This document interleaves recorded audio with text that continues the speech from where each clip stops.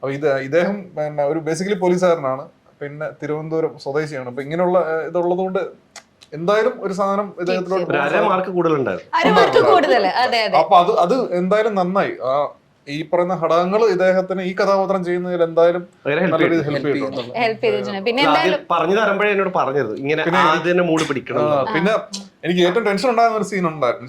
Tension എന്നല്ല, ഇദ്ദേഹം ചെയ്യുന്നതിൽ ഇച്ചിരി ഒരു ചെറിയ മോഡുലേഷൻസ് ഒക്കെ വരുന്ന ഒരു സീൻ. അപ്പൊ എങ്ങനെയോ ചാട്ട് എല്ലാം ചെയ്ത് വന്നപ്പോഴത്തേനും ഫസ്റ്റ് ദിവസം തന്നെ അത് വന്നു റെഡിയാക്കി.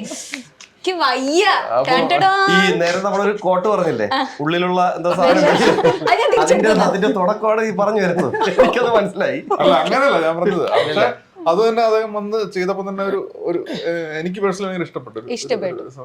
അല്ല, ആസ് എ ഡയറക്ടർ എന്തായാലും ഏറ്റവും ടഫ് ആയിട്ടുള്ള ഒരു കാര്യമായിരിക്കുമല്ലോ കാസ്റ്റിംഗ് എന്നൊക്കെ പറഞ്ഞു. അപ്പൊ ഇത്രയും നല്ല ആർട്ടിസ്റ്റിനെ കിട്ടി, അത് അവര് നല്ല രീതിയിൽ ചെയ്തതും എന്തായാലും ബാക്കിയുള്ള കാര്യമാണല്ലോ. പിന്നെ എന്തായാലും നമ്മൾ നേരത്തെ പറഞ്ഞ പോലെ മമ്മൂക്ക് തന്നെ പറഞ്ഞിട്ടുണ്ട് 5000 സ്ക്രിപ്റ്റ് എങ്കിലും കേട്ടിട്ടുണ്ടാവും. അതിന്ന് ഒരു 400+ മൂവീസ് ആണ് അദ്ദേഹം ചെയ്തിട്ടുള്ളത്. അതിലൊരു മൂവിയാണ് ഈ കളങ്കാവ് എന്ന് പറഞ്ഞ മൂവി അല്ലേ. അതിന്റെ ഒരു അത് ശരിക്കും ഒരു ഭാഗ്യമാണ്. കാരണം പ്രത്യേകിച്ച് നമ്മൾ രണ്ടുപേരും വളരെ തിരുവനന്തപുരത്ത് നിന്ന് വളരെ ഗ്രാമപ്രദേശത്ത് നിന്ന് വരുന്ന ആൾക്കാരാണ്. ബാലരാമപുരം. അപ്പൊ അല്ല, ഞാൻ പറയുന്നത് അത്രയും ഗ്രാമപ്രദേശത്ത് നിന്ന് വരുമ്പോ നമുക്ക് മമ്മൂക്കയെ പറ്റി ചിന്തിക്കാൻ പറ്റില്ല.